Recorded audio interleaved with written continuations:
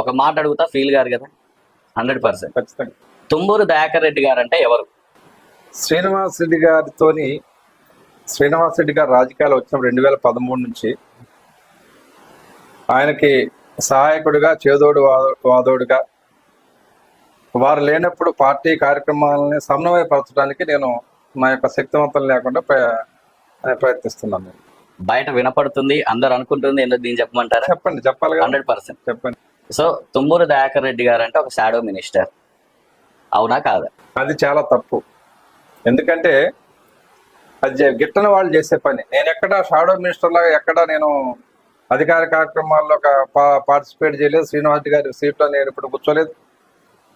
అంతేకాకుండా ఎక్కడ నేను అధికారులని బెదిరించడమో లేదా అధికారులు దుర్భాషలాడటం అటువంటి కార్యక్రమాలు లేవు కనీసం. నేను కేవలం వచ్చేటటువంటి కేడర్ కోసం, నాయకుల కోసం, కార్యకర్తల కోసం వారిని సమన్వయపరచడానికి అధికారులతో చెప్పి పని చేపిస్తుంటాను. అదే నా పని. ఓకే, అంతే అంటారు? డెఫినెట్ గా అంతే. 100%. షాడో మినిస్టర్ ఎలా అవుతుంది అసలు?